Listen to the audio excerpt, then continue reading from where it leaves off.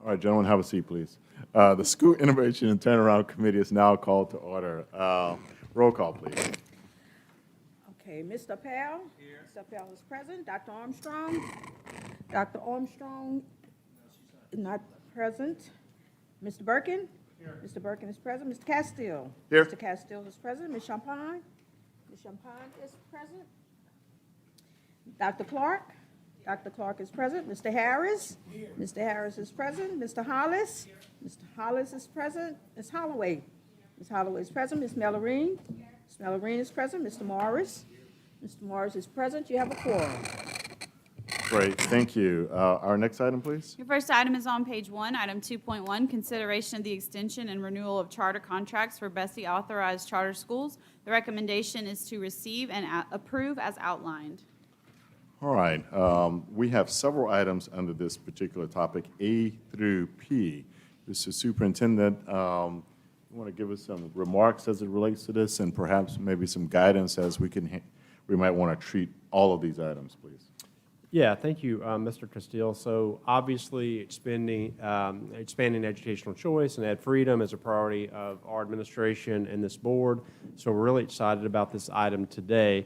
The department has gone through and prepared detailed presentations around all of the schools that we are recommending for extension or renewal, and we're pleased to make that presentation to the board. However, if it is the will of the board, we would recommend that we approve these in globo, A through N on your revised agenda, noting that M, Lincoln Prep, and N, New Vision, have some level of conditions attached to those renewals. So again, we're willing to provide detailed presentation on a school-by-school basis, but our team has made the recommendation to you all that you extend or renew. And so, Mr. Castile, this is at your will, what you would choose to do or what you would have us to do. All right, and for clarification, this is items A through N.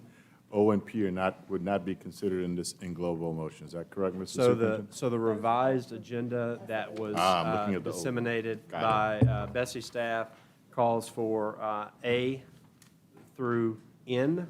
And those are recommendations to extend or renew.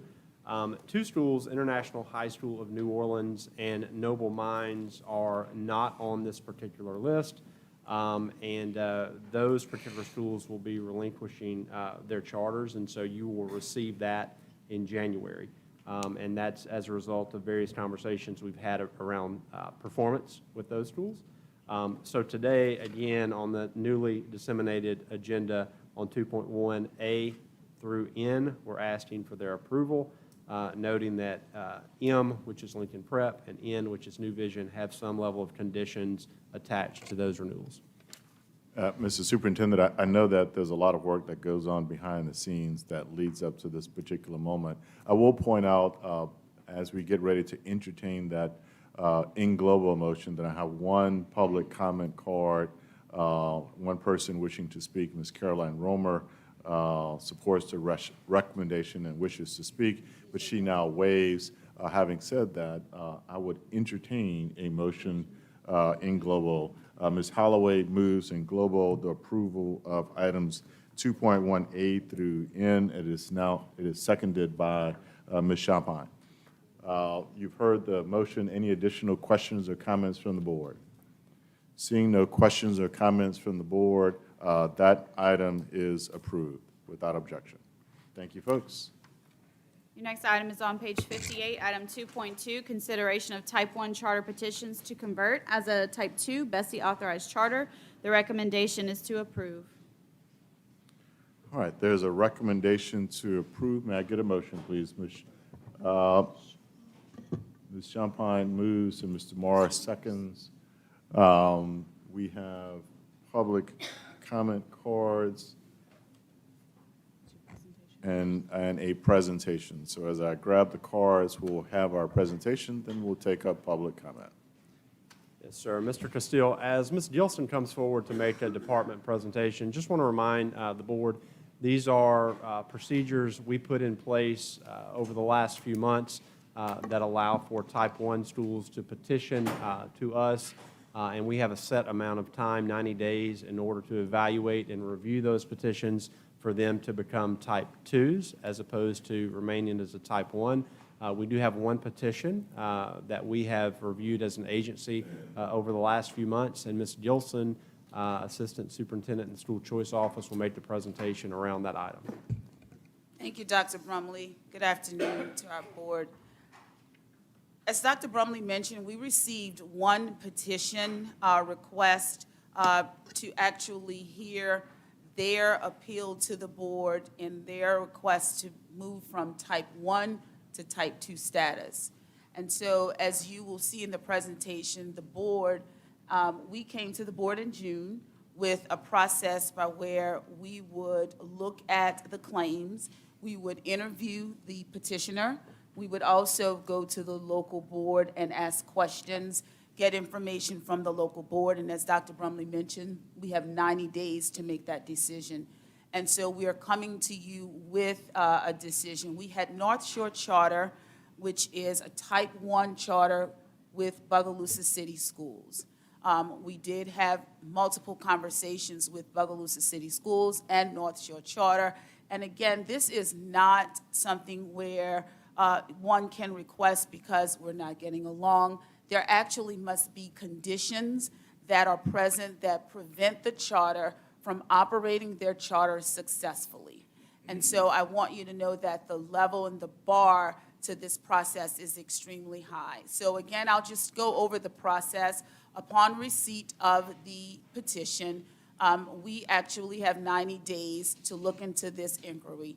We sent a notification to Bogalusa City Schools, the superintendent, their board, to let them know that we were in receipt. We also let North Shore Charter know that we had received their petition. During this process, as I mentioned, the board, the Bogalusa City Schools, is actually able to send to us any documentation refuting any of the claims that the charter school is alleging. And so after that process, we also have an internal review team that will go through all of the questions, all of the documentation, and then we actually had to reach back out to the charter, reach back out to Bogalusa City Schools if we had any additional questions, which we did. After that process, we then looked at, well, what were some of the conditions that were placed. In this instance, there were some of the claims that we did not substantiate, but there were two that we were able to substantiate, one being around finances, the other being around the facilities. I'll start with facilities. As you know, in your policy, a board must make to any vacant positions that they have, they must make available to charters in their area. And so North Shore Charter had documentation where they had in fact requested use of facilities, and so there was a back and forth conversation, but there was then they extended the opportunity for them to have a school, but they must relinquish their charter. And so that is not policy. That is not how that happens. The other one was around finances. And so there were funds that were given by the legislature, and those funds were to be used for retention and recruitment, and that was a differentiated pay stipend. The teachers were in the count for Bogalusa City Schools, but for North Shore Charter, I'm sorry. But North Shore Charter teachers did not receive any of those funds for the stipend. So as it relates to the two areas that we were able to substantiate, it was around the fiscal part of it and also the facilities. And so after a review of all of their documents, we are presenting this to you. We are recommending that North Shore Charter be able to get type 2 status from Bogalusa City Schools. Any questions that you all might have? Mr. Burton. By granting the type 2 and this issue with the teachers not getting that money, that bypasses the school board, goes directly to the charters board, and then therefore they would get the money that way. All funding would come, you mean in the future? Yes. Yes, so for type 2 schools, their funding, they are the LEA, so their funding goes directly to them. Great. Any additional questions or comments from the board before we go to the public? Mr. Morris. Yeah, I just wanted to acknowledge the work from Ms. Gilson and her team. This is a precedent-setting decision for Bessie, so it's real important that we get this right, particularly with the process. And so I just wanted to acknowledge you and your team for your due diligence. I know there were a number of applicants initially for this, but you guys worked with the LEA and with the potential petitioner to get those issues resolved. And so I really appreciate your due diligence and the outcome. So thank you for that. Very welcome, thank you. Great, thank you. Seeing no more additional comments or questions from the board, I'll go to the public. We have a number of comment cards. I'll read those, first beginning with Mr. Lee Reed, who supports the recommendation but does not wish to speak. Mr. Kevin Davis supports the recommendation, does not wish to speak. We have with us today the Honorable Senator Beth Mizell, who's here, supports the recommendation, wishes to speak. Senator, if you'd like to come up, we'll begin with you. As the senator makes her way up, we have some additional comment cards. We have Dr. Byron Hurst. Dr. Hurst is here, supports the recommendation, wishes to speak. We also have Ms. Caroline Romer, who supports the recommendation, wishes to speak. And to round out the table, we have Bubba Bourne, pardon me. He is here for information only and waives to the extent that he does not need to provide that information. So that said, Senator, the floor is yours. Please introduce yourself and please proceed. Thank you. I'm Beth Mizell, State Senator and resident of Washington Parish, native of Bogalusa. I just want to speak from a different point of view. I appreciate very much what's been discussed already today. My concern and my hope is that the charter would be allowed to rule in a way that meets the needs of the students of that area, that allows the charter to offer, to open its doors to students who right now have no option because they've been limited in the number of grades they can be within the community. I think that is the number one limitation right now. The charter has overcome many obstacles, whether it's academic, financial, or political, and I believe they've shown they well deserve to be able to extend what they offer to the students that are at least in high school and maybe early childhood. And that's my reason for being here today. Great. Thank you, Senator. Dr. Hurst. Good afternoon, Board. Dr. Byron Hurst, Superintendent of Bogalusa City Schools. I just want to let the board know that the Bogalusa City School Board and myself support the recommendation, but I just want to clear up a couple things. And I appreciate Ms. Gilson for the job that she's done. It was a very thorough process, and we appreciated how she gave us the opportunity to speak on our behalf of the many untruths that were put in the application. But I just want to make particular to one, but maybe two, that it says a local school board has a duty to make available vacant school facilities or any facilities slated to be vacant.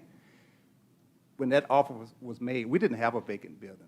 I was willing to move students out of a school to accommodate the charter. And yes, I said, if you come back under us, we will vacate a school that's operational, that's not vacant, to accommodate you, and you can keep the same schedule, same staff, same administration.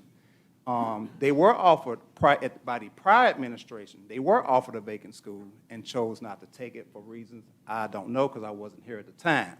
So I just wanted to clear that up, that at the time, we don't have a vacant building because we were also doing a facilities assessment.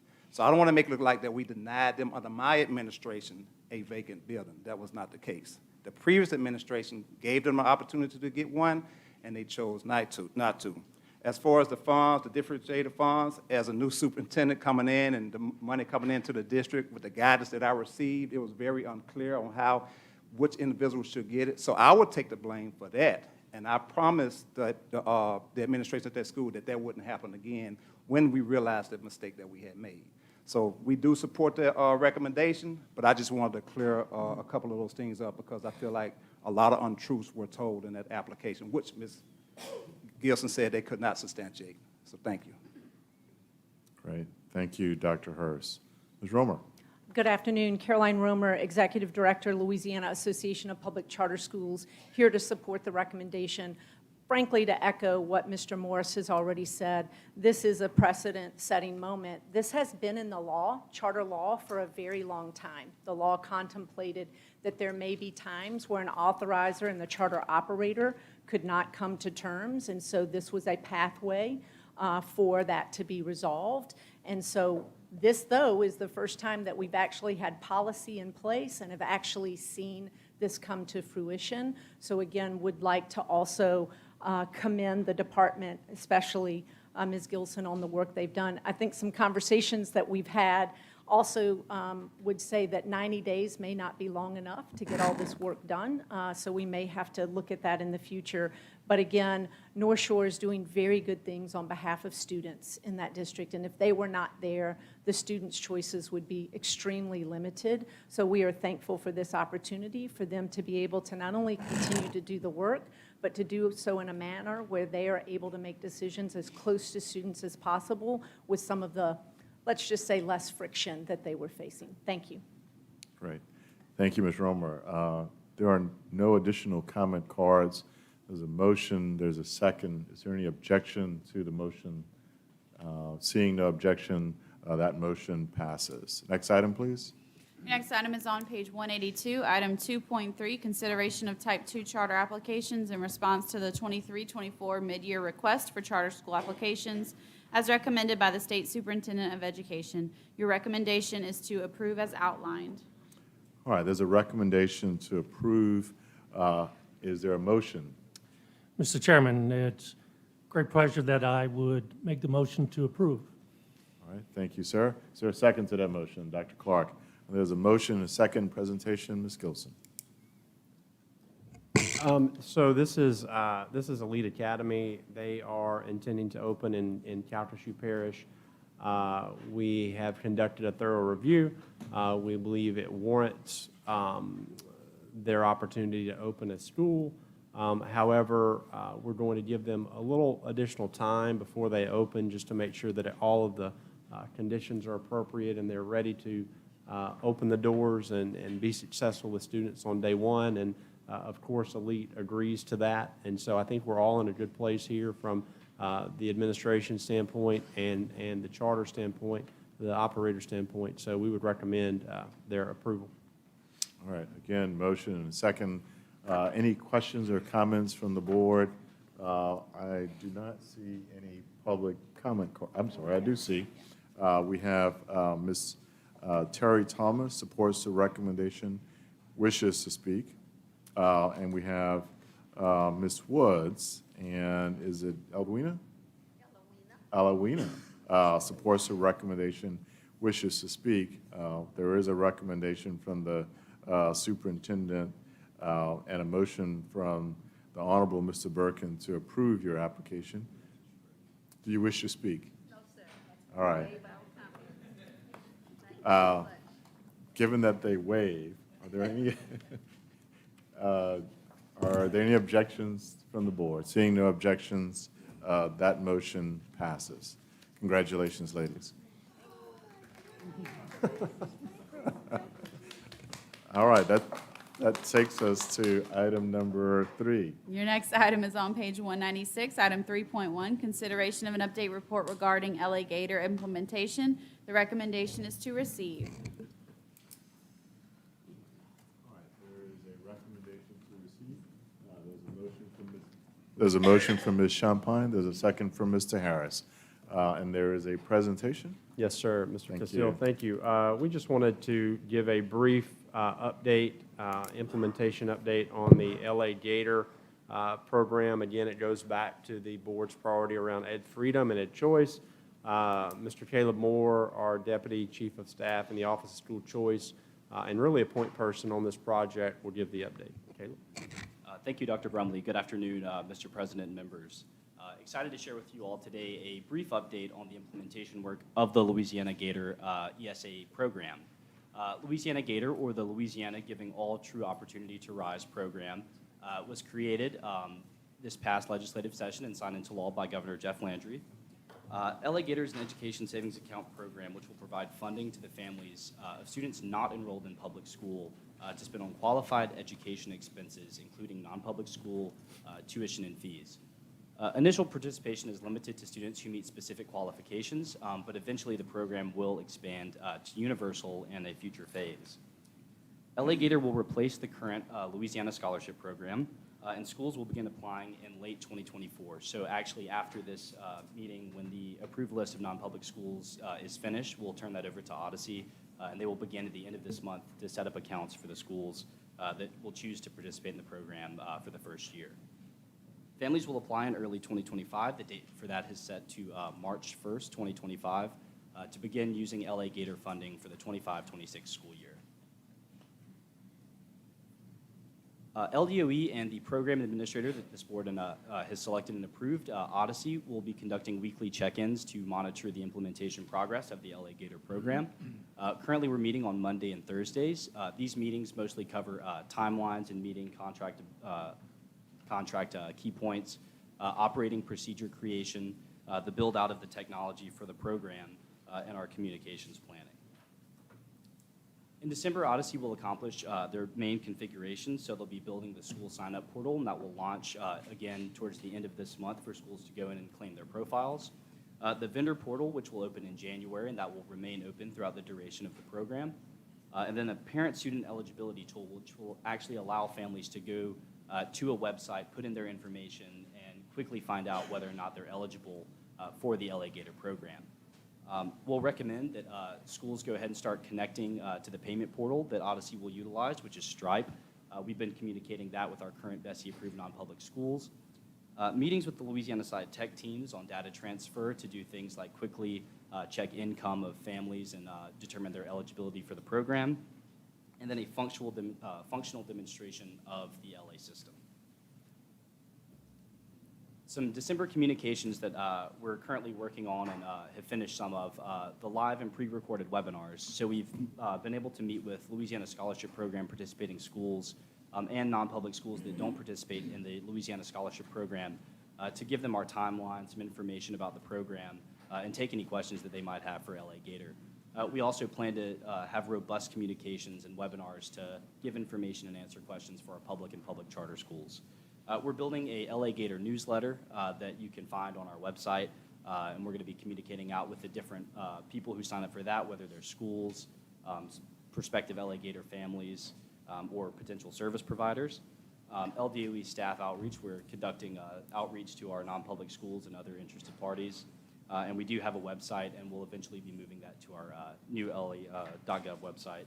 And our next update will be in January. And happy to take any questions on this update. Great. Thank you for the presentation. Mr. Appel. Thank you. Could you, in the next month or so, prepare a detail on the financial control structure of this program in the timeline of its implementation and enforcement capabilities so that we feel comfortable that everything's being done that we need to do?